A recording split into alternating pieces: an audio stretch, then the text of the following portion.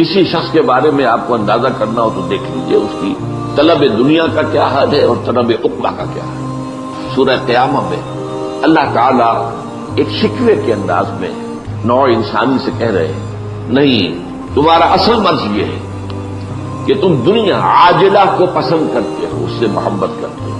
یہی بات سورۃ الاعلیٰ میں فرمائی گئی، اصل مرض تمہارا یہ ہے کہ تم دنیا کی زندگی کو ترجیح دیتے ہو، ترجیح، حالانکہ آخرت بہت بہتر بھی ہے اور باقی رہنے والی ہے۔ دنیا فانی ہے، چند روزہ ہے، اللہ کا ایک دن تو 1000 برس کا ہے۔ آپ اپنی گنتی کرنے کیا اس کی حیثیت ہے؟ کہ ہمارا دین یہ نہیں کہتا کہ دنیا کو چھوڑ دو، نہیں، لیکن ترجیح دو آخرت کو، اور تمہاری کیفیت وہ ہو جانی چاہیے کہ بازار سے گزرا ہو، خریدار نہیں۔ اسی طرح جو بات ہے بڑے ہی کانٹے کے انداز میں کہی گئی ہے سورہ کہف کے آغاز میں، یہ جو کچھ زمین پر ہے ہم نے اس سے زمین کا بناؤ سنہار بنا دیا ہے تاکہ ہم آزمائیں کہ کون ہے ان میں سے بہتر اعمال کرنے والے۔ یہ امتحان ہے۔ اس دنیا کی زیبائشیں، آرائشیں، آیا آپ ان کے طالب بن گئے؟ دن رات کی محنت و مشقت اسی کے لیے ہے، یا یہ ہے کہ آپ در حقیقت آخرت کے طالب ہیں؟ اور یہ آج کی دنیا میں اپنی انتہا کو پہنچ گیا۔ دنیا اتنی حسین کبھی نہیں تھی جتنی آج ہے، اور ظاہر بات ہے آدمی کھنچتا ہے پھر اس کی طرف، تو اس لیے فرمایا بس یہی امتحان ہے۔ اب اس کے ضمن میں ایک حدیث، یہ حضرت ابو العباس سہل بن سعد الساعدی رضی اللہ تعالیٰ عنہ سے مروی ہے۔ وہ فرماتے ہیں ایک شخص حضور صلی اللہ علیہ وسلم کی خدمت میں حاضر ہوا اور اس نے کہا، اے اللہ کے رسول صلی اللہ علیہ وسلم، میری رہنمائی فرمائیے کسی ایسے عمل کی طرف کہ جب میں اس پر عمل کر لوں تو اللہ مجھ سے محبت کرنے لگے اور لوگ بھی مجھ سے محبت کرنے لگے۔ اب جواب کیا ہے؟ فقال، دنیا میں زہد اختیار کرو، اللہ تم سے محبت کرے گا۔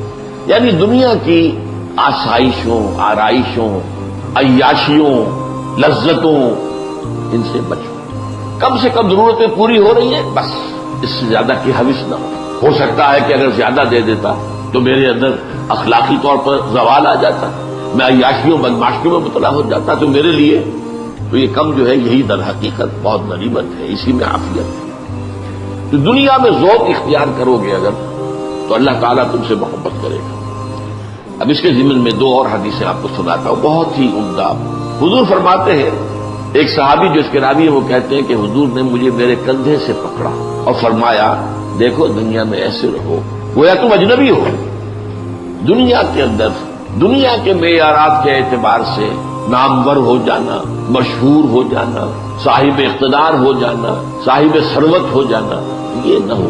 دنیا میں رہو جیسے کہ اجنبی، گویا کہ یہ تمہارا وطن نہیں ہے، تمہارا وطن تو آخرت ہے، تمہارا گھر تو آخرت ہے، یہ تو عارضی ٹھکانہ ہے، عارضی طور پر تمہیں یہاں امتحان کے لیے بھیجا گیا۔ اللہ نے یہ موت اور زندگی کا سلسلہ اسی لیے بنایا ہے تاکہ تمہیں آزمائے کہ کون ہے تم میں سے بہترین عمل کرنے والے۔ یہ آزمائش ہے، کبھی اللہ دے کر آزماتا ہے کہ صبر کرتا ہے کہ نہیں، اور شکر کرتا ہے یا نہیں، اور کبھی چھین کر آزماتا ہے کہ صبر کرتا ہے یا نہیں۔ حرف شکایت زبان پر نہ آئے، اللہ کی طرف سے ہے۔ ایک دوسری حدیث میں سن لیجیے، یہ بڑی پیاری ہے۔ حضور نے فرمایا، مالی ولی دنیا، دیکھو مجھے تمہاری اس دنیا سے کیا سروکار ہے۔ میری مثال تو اس شخص کی ہے، ایک سوار، لیکن وہ ایک درخت کے نیچے تھوڑی دیر کے لیے استراحت کے لیے اس کے سائے میں وہ استراحت کے لیے رک جاتا ہے، پھر اس کے بعد وہ چھوڑتا ہے اور اپنی منزل لیتا ہے۔ ظاہر بات ہے کہ وہ عارضی قیام تھا، یہ اس کا وطن نہیں ہے، یہ اس کا گھر نہیں ہے، یہ اس کی منزل نہیں ہے۔ اسی طرح یہ دنیا تمہاری منزل نہیں ہے، تمہارا گھر نہیں ہے، تمہارا وطن نہیں ہے۔ حضور نے فرمایا، انما دنیا خلقت لکم وانتم خلقتم للآخرہ، یہ دنیا تمہارے لیے پیدا کی گئی کیونکہ اسی میں تمہارا امتحان ہونا ہے، لیکن بہرحال اس میں اللہ نے تمہاری ضرورتوں کو پورا کرنے کی جو چیزیں رکھی ہیں ان کو استعمال کرو، لیکن یہ کہ اس کو مطلوب اور مقصود اور محبوب نہ بنا دو۔ دنیا میں رہو، کوئی حد نہیں، کن فی دنیا، رہو دنیا میں، اور دوسری یہ مجھے تمہاری دنیا سے کیا سروکار۔ ایک اور حدیث آتی، ایک صحابی فرماتے ہیں کہ میں حاضر ہوا تو میں نے دیکھا کہ حضور پر عجیب کیفیت ہے کہ آپ جیسے کہ اپنے دونوں ہاتھوں سے کسی چیز کو دھکا دے رہے ہیں۔ میں تو دیکھتا رہا، اس کی بات کر جب یہ کیفیت ختم ہوئی میں نے پوچھا، حضور یہ کیا معاملہ؟ فرمایا، دنیا ایک نہایت خوبصورت عورت کی شکل میں میرے سامنے لائی گئی، اب میں اسے دھکے دے رہا تھا کہ مجھے تم سے کیا سروکار۔ اگر تم چاہتے ہو کہ اللہ کے محبوب بن جاؤ تو دنیا میں زہد اختیار، اور اگلا معاملہ اس سے بھی زیادہ پریکٹیکل ہے. اخلاقیات کے اندر یوں سمجھیے یہ بلند ترین تعلیمات میں سے جو چیز لوگوں کے ہاتھوں میں ہے اس میں ذوق اختیار کرو. تم نے دیکھا کسی کو دولت مند ہے یہ نہ ہو کہ حسرت پیدا ہو جائے کہ دولت میرے پاس کیوں نہیں.